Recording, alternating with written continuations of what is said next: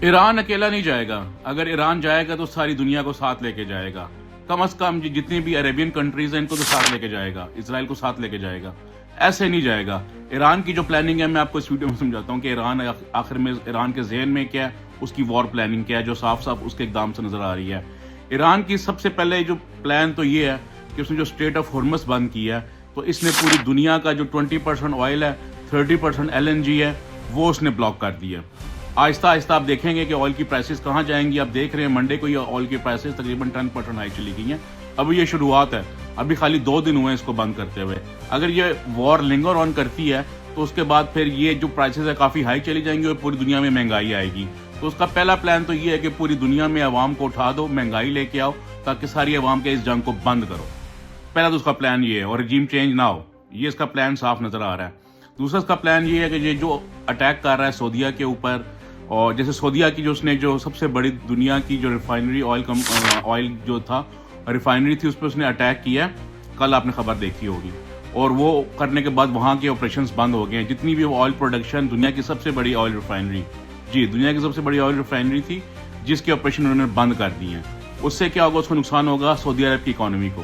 آپ کو پتا ہے کہ سعودی عرب کی جو اکانومی ہے وہ آئل بیسڈ ہے, تو اگر وہ آئل پروڈیوس نہیں کریں گے تو ان کی اکانومی نیچے آئے گی. اور اسی طریقے سے جب وہ آئل بے شک پروڈیوس بھی کر لیں, لیکن اب وہ اسٹریٹ آف ہارمز بند ہونے کی وجہ سے وہاں سے وہ ایکسپورٹ نہیں کر سکیں گے, ان کی اکانومی نیچے آئے گی. ٹھیک ہے, پھر کیا کہتے ہیں, جب اکانومی نیچے آئے گی تو ان کے عوام کا پریشر آئے گا, اور جو جتنے بھی کنڈم شپ ہے, جو کنگ ہے, وہ کہے گا جی پریشر ڈالے گا امریکہ کو, یہ وار بند کرو, ہماری اکانومی ختم ہو رہی ہے, ہم پہ پریشر پڑ رہا ہے. اگر وہ آئل نہیں بیچے گا تو آپ کو پتا ہے کہ زیادہ تر جتنے بھی کنٹریز آئل بیچتی ہیں وہ ڈالر میں بیچتی ہیں. جب ڈالر میں آئل نہیں بکے گا, اس کا ڈائریکٹ افیکٹ ہوگا امریکہ کو. امریکہ کو ڈالر کو جب افیکٹ ہوگا تو پھر اس کی پرائس نیچے جائے گی ڈالر کی, اور امریکہ کو بھی پریشر بلڈ اپ کرے گا. ایک تو یہ ہو گیا. اب یہ دبئی پہ کیوں پریشر ڈال رہا ہے؟ دبئی کو آپ کو پتا ہے کہ سب سے بڑی اس کی جو انکم ہے وہ آتی ہے ٹورزم سے. اگر وہاں پہ اس نے جو میزائل مار رہے ہیں تو وہاں پہ لوگ کون ٹورسٹ جائیں گے؟ اس ٹائم پہ جتنے بھی ایئرپورٹس ہیں دبئی کے بند ہوا ہوا ہے, جتنے بھی ٹورسٹ ہیں پھنسے ہوئے ہیں ادھر, کوئی فلائٹس نہیں اڑ رہی. ٹھیک ہے, کوئی ٹورزم نہیں ہے.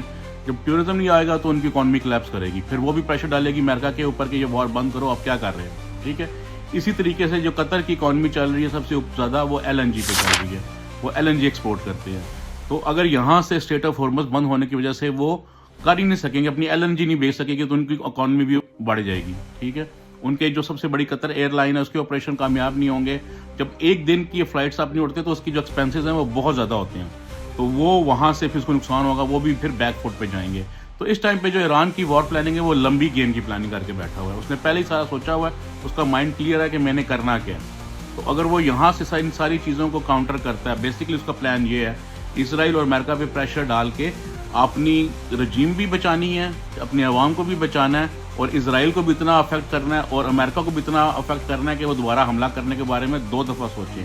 اب چائنا کو کیا مسئلہ آ رہا ہے؟ چائنا کو بھی یہ مسئلہ آ رہا ہے کہ وہ سارا آئل لیتا ہے اپنا 20-25%, 30% لیتا ہے اس سے, ایران سے. پہلے وینزویلا سے بھی 10-15% لیتا تھا, وہاں سے تو آئل نہیں لے سکے گا. اب ساری اس کی جو آئل کی آتی ہے یہیں سے اسٹریٹ آف ہارمز کو گزرتی ہے. چائنا بھی پریشان ہے, اسی طریقے سے رشیا بھی الائے ہے اس کا. تو اس ٹائم پہ جو ایران ہے وہ بگ گیم سوچ کے دماغ میں بیٹھا ہوا ہے.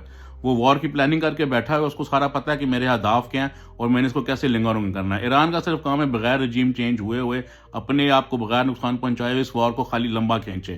جیسے ہی وار لمبی کھینچیں گی ان کی اکانومی کلیپس کریں گی, امریکہ بھی کی اکانومی بھی کلیپس کرے گی, یہ خود پھر یہ جنگ بند کرنے پہ آئیں گے.